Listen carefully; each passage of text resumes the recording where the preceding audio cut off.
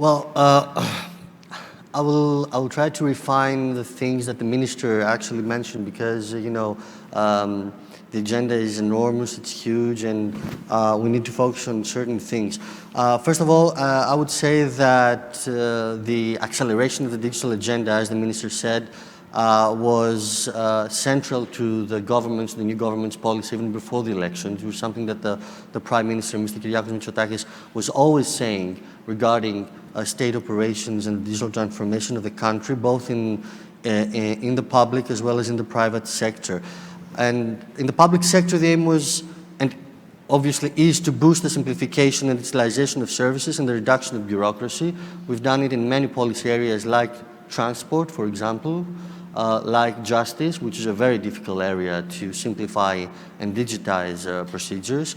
We're doing that in entrepreneurship, starting up a business, or trying to get in the cadastre, to get some license from the cadastre. So these are big areas that we are already trying to simplify and digitize procedures. And of course, we're trying to create the necessary environment that will boost innovation, that will upskill the general population, and will create the necessary environment for digital transformation in the economy. So, of course, the first thing that the government did was to show the main message, the main narrative of the country's shift of paradigm, and the first thing was to create this new ministry, which brought together all the old agencies, created this horizontal ministry, which was a very, very difficult administrative exercise in any government, I think, to do such a big reshuffle of the governmental agencies. Obviously, the pandemic, as the minister mentioned, was a facilitator, I think, in three parts. The first part was that it increased the impact of our policies due to the fact that citizens realized that digital transformation in general is a necessity. Secondly, it made us think out of the box, as mentioned in several occasions, something that was not a common practice in any government, as you rightly pointed out. We, in a sense, became administrative disruptors in the government.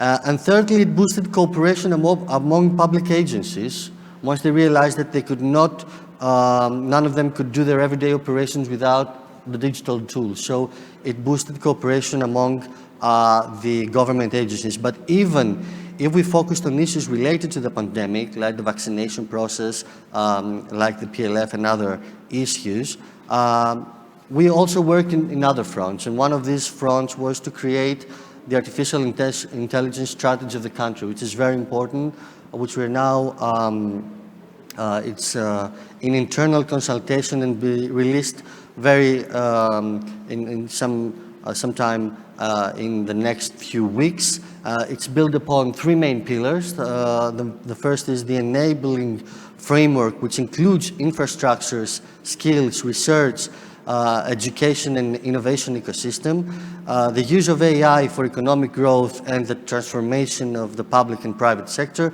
and the adoption of AI principles to create an ethical, trustworthy and democratic AI, an area in which Greece can become the leader worldwide. However, the strategy to be released is based upon several infrastructural pillars that are critical for its implementation. Mainly, we're talking about data infrastructures, we're talking about cloud infrastructures, we're talking about 5G networks.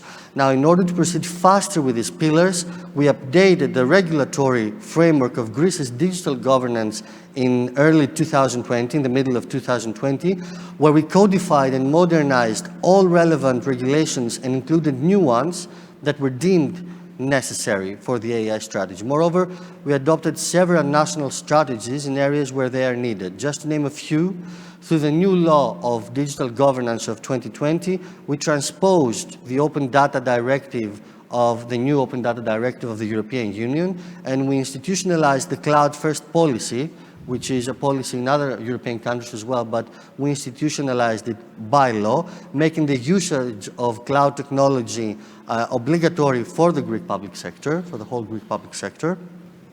And at the same time, we have created Greece's national open data portal.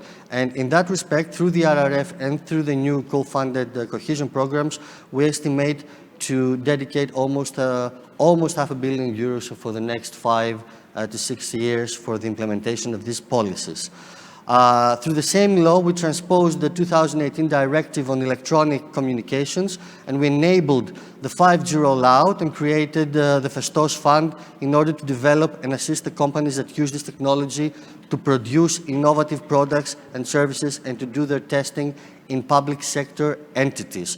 The whole connectivity strategy that will be implemented by my colleague, my fellow Secretary General, Mr. Stavridis, will have a public investment in the following years through the same financial tools of about 1 billion euros through the financial tools.